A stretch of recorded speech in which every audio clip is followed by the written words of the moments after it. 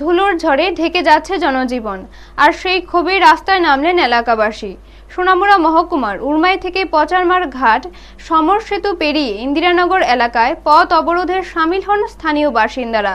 দীর্ঘদিন ধরে চলা রাস্তা মেরামতের ধীর গতির কাজ এবং নিয়ন্ত্রণহীন উড়ন্ত ধুলাবালির জেরে অতিষ্ঠ হয়ে পড়েছেন মানুষ। অবরোধকারীদের অভিযোগ, রাস্তার কাজ চললেও ধুলা নিয়ন্ত্রণের নিয়মিত জল ছেটানোর কোনো ব্যবস্থা নেওয়া হয়নি, ফলে আশেপাশের বাড়িঘর ও দোকানপাট ধুলোয় ঢেকে যাচ্ছে। ব্যাহত হচ্ছে স্বাভাবিক জীবনযাত্রা। শিশু ও বৃদ্ধ সহ বহু মানুষ স্বাস্থ্য ঝুঁকিতে পড়ছেন বলেও দাবি করেন তারা। দীর্ঘক্ষণ অবরোধ চলার পর ঘটনাস্থলে পৌঁছায় মেলাঘর থানার পুলিশ এবং পিডব্লিউডি এর এক ইঞ্জিনিয়ার। দ্রুত কাজ শেষ করা ও নিয়মিত জল ছেটানোর আশ্বাস দেওয়া হলে অবশেষে অবরোধ তুলে নেন স্থানীয়রা। তবে দেওয়া প্রতিশ্রুতি কতটা বাস্তবায়িত হয় এখন সেই দিকেই নজর এলাকার মানুষ। ব্যুরো রিপোর্ট, নিউজ তৎকাল 24। রাস্তা কি করলাম না, রাস্তার মধ্যে পছন্দ দুলবালু।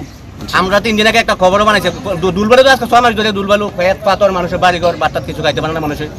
রাস্তার মধ্যে জল দেওয়া লাগে, আর রাস্তার কাজটা অনেক দিন হয়েছে রাস্তার কাজটা কমপ্লিট করে না। এই দুইটা বিষয়ে আমরা অবরোধ। এখন পর্যন্ত কোনো আধিকারিক আপনাদের সাথে দেখা করছে না, এখন পর্যন্ত কোনো আধিকারিক আইছে না। কি কারণে রাস্তা অবরোধ করছেন? রাস্তা প্রচণ্ড ধুলাবাড়ি উঠতেছে, একটা গাড়ি যাইলে দ্বিতীয় সাথে যদি শুধু কোনো গাড়ি থাকে বা বাইক থাকে তারা অনেকক্ষণ দাঁড়ায় থাকে লাগে।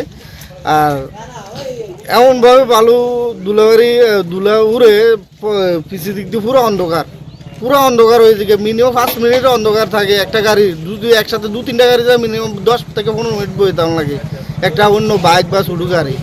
তো এই কারণে আর আশেপাশে কৃষকরা প্রচণ্ড কোন যেমন মরিচের রেট প্রচণ্ড খরচ করে সেটা মরিচ ক্ষেত করে। এখন মূল সমস্যাটা কি আপনাদের? মূল সমস্যা ধুলাবালি। ধুলাবালি কি সমস্যা করে আপনাদের? অনেক ক্ষতি করে।